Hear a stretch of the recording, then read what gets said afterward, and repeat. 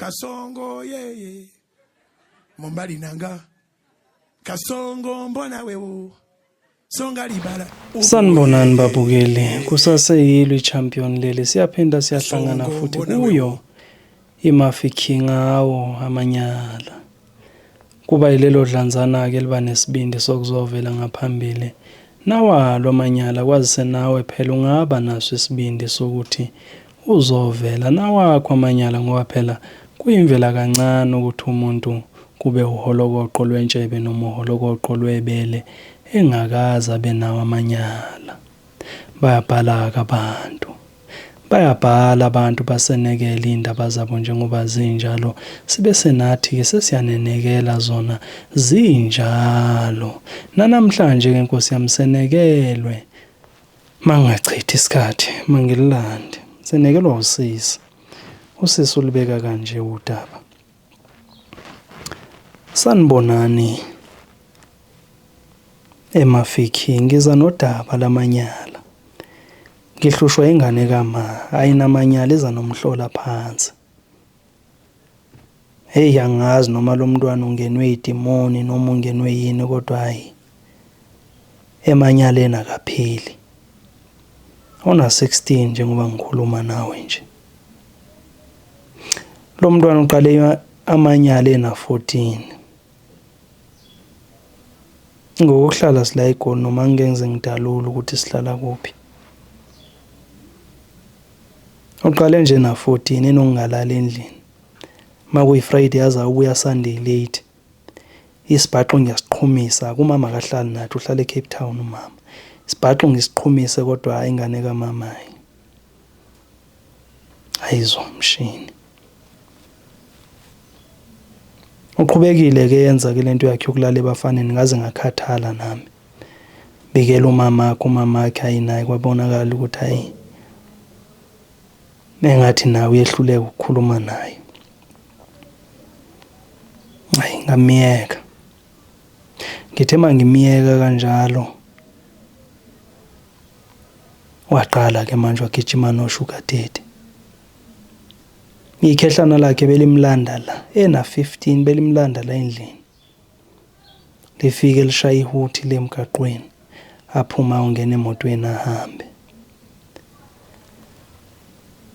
Yaqala ngiphatha kabi lento kwathi ngibophise lo baba kodwa ngaphinde ngathi ingane kaMama ngiyayazi ukuthi ayiziphethe kahle so angeke ikhehlana labantu ngihlukane nalo ngoba lo noma ngathiwa ngibophisa lelo khehla uyophinda athola elinye ikhehle ngiyobophisa kuze kube nini amakhehla abantu ngoba kuyacaca ukuthi vele amakhehla adonswa ungaziphathi kahle kwakhe. So ke ngubani ke mina ukuthi ke ngaloku ngicima umlilo ozaphinda uvuke futhi uphinde uvuke ngamiyeka kanjalo qhubeka waba namakhehla wamitha mayimithi futhi azange ngitshele ngangena ekamelweni lakhe angazi ngizathi pregnancy test le wayikhohlwe kanjani kodwa yayila duze nombhede mangithi ayibo lo muntu ukhulelwe ngazithulela futhi ngathi hayi ke ufike kangqingeje ke manje angizombuza lutho yena ozazikhulumele. Hayi kwabe yesibili inyanga kwabe yesithathu kwabe yesine kwabe yesihlanu hayibo lutho isizo hayi ngesithupha ngeke. Ngatshela umama ngithi mama ingane yakho ngathola ipregnancy test ndiyayikhulelwa inyanga yesithupha le ngikhuluma nawe isiso sibonakala. Umama wambuza waphika ngambuza waphika ngamngena ngendungu ngambuza ukuthi usitheni isisu waphika wathi akho sisu kanti uzathi encokola nomngani wakhe lamlahle la kuba limlahla iVN yangena kumina echazela umngani wakhe ukuthi hey usise yakangidindanga kanje ngenduku engishayela ukuthi bengikhulelwe. Hey mngani ngiyacela ukuthi uyigcine safe lo secret leyo ukuthi mina bengikhulelwe ngamkhipha umntwana ngoba phela nami angazi ukuthi ngizamthini umntwana ngisesomntwana. Ngathi ngisayilalele kanjalo yathi mayiphela mangithi futhi ngithi ngiforwardela umama useyidelethile lo sathana umntwana. Ngani mangimlanda ngithi makakhulume lento abeyisho lapha yana wathi yena akazange akazange into beyipostile lapha, into beyitextile lapha betextile bengasendanga VN. Ngamngena ngenduku wathi hayi ngiyamsukela, ngiyamqambela, ngifuna umxabanisa nomama.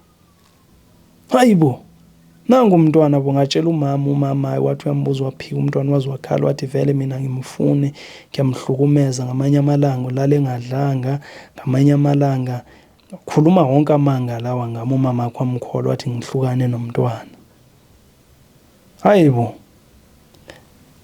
angabona ukuthi hayi nomama wakhe vele uyamvuna, kukho-ke engizokuthini-ke, kodwa lo usehlulile.